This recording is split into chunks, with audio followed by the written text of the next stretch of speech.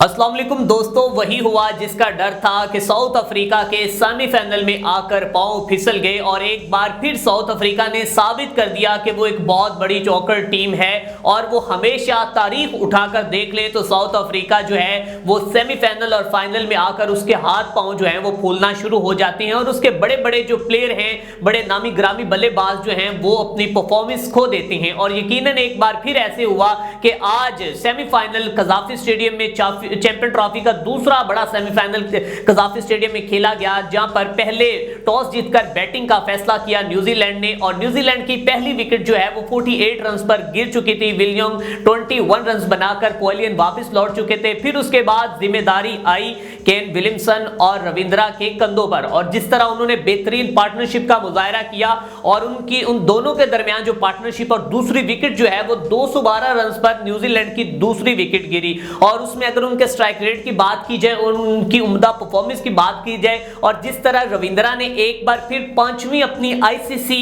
Tournament के अंदर century बनाकर खुद को साबित कर दिया है कि अब दुनिया क्रिकेट में एक नया उभरता हुआ सितारा जो है वो रविंद्रा रिचर्ड रविंद्रा आ रहा है और न्यूजीलैंड से इनका ताल्लुक है और इनके वालिद ने इसका नाम शायद इसीलिए ये रखा था रचन रविंद्रा, क्योंकि उन्होंने राहुल द्रविड़ और सचिन तेंदुलकर के साथ ये मिक्स करके नाम रखा था और उन्होंने आज साबित कर दिया है कि उनमें सचिन तेंदुलकर और राहुल द्रविड़ वाली जो एबिलिटीज हैं, जो उनमें परफॉर्मेंस है वो उसमें हैं। और आज रविंद्रा ने 108 रन की बेहतरीन इनिंग खेली और उसके साथ साथ विलियमसन ने 102 रन बनाकर अपनी टीम के जो 363 का जो टारगेट है उसमें उन्होंने पूरा अहम किरदार अदा किया। और उसके बाद डैरिल मिचेल और फिलिप्स जैसा कि वो फील्डिंग करते हुए हमें बड़े एक्टिव नजर आते हैं और आज उन्होंने बैटिंग करते हुए बेहतरीन शानदार स्ट्रोक खेलते हुए 49 रन किए और उसके साथ साथ डैरिल मिचेल ने भी 49 रन किए और इसी तरह न्यूजीलैंड की टीम ने टोटल जो है वो 363 रन का टारगेट दिया। और फिर जैसे ही साउथ अफ्रीका ने बैटिंग की और उसके बाद साउथ अफ्रीका की पहली विकेट जो है वो तकरीबन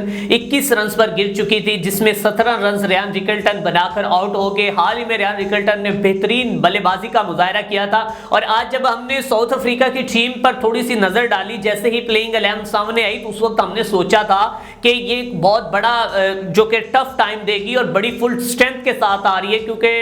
अगर मिलर की बात की जाए, डेविड मिलर बहुत अच्छा, वो एंड तक लड़ते रहे लेकिन इसके बावजूद वो अपनी टीम को ना जितवा सके। और उसके साथ साथ टिम्बा बुवम्मा जो है वो काबिले तारीफ है, उन्होंने 56 रन किए 71 बॉल्स पर और उसके बाद जोसन ने 69 रन किए 66 बॉल पर, बहुत अच्छे स्ट्राइक रेट के साथ 104 के स्ट्राइक रेट से वो खेल रहे थे। और मार्करम जो है वो 31 रन बनाकर बड़ी ही बेतुकी बॉल के ऊपर वो रविंद्रा का शिकार बने और रविंद्रा जो है वो मैन ऑफ द मैच करार पाए। और उसके बाद अगर बात की जाए मिलर की तो मिलर आखिरी दम तक लड़ते तो रहे लेकिन अपनी टीम को वो मैच ना जितवा सके। अगर बात की जाए साउथ अफ्रीका की तो साउथ अफ्रीका के बारे में पाकिस्तान के legend fast bowler Shoaib Akhtar ये प्रेडिक्ट कर चुके थे कि साउथ अफ्रीका इस दफा मुझे सेमीफाइनल जीतती हुई और फाइनल भी जीतती हुई नजर आ रही है। ये जनाब शुएब अख्तर ने कहा था। अब देखते हैं उन्होंने किस बुनियाद पर कहा था, क्या उन्होंने इसी तरह इनके फुल स्ट्रेंथ देखते हुए कहा था या फिर कुछ मामलात और थे। अगर बात की जाए साउथ अफ्रीका की, साउथ अफ्रीका के बॉलर्स को पहले बहुत बड़े स्कोर पड़ चुके थे और बहुत बड़ा टारगेट था, लेकिन इस विकेट पर 350 का जो टारगेट है वो पाकिस्तान टीम ने वो चेज किया हुआ है और इसी जो कि साउथ अफ्रीका के खिलाफ हुआ है। लेकिन इस दफा फिर जो कि साउथ अफ्रीका जो है वो चेज ना कर सकी और उनके हाथ पांव पहले की नस्बत जो है वो फूलना शुरू हो गए और आज जो कि न्यूजीलैंड टीम जो है वो जीतकर इस वक्त फाइनल में पहुंच चुकी है। और अब 9 मार्च को दुबई इंटरनेशनल स्टेडियम में न्यूजीलैंड और इंडिया के दरमियान सेमीफाइनल फाइनल मैच खेला जाएगा चैंपियन ट्रॉफी का। और अगर देखा जाए तो इंडिया जो है वो पहले चैंपियन ट्रॉफी के 2 टाइटल अपने नाम कर चुका और इस दफा पेपर वर्क को अगर देखा जाए और सबसे बड़ा जो एडवांटेज है वो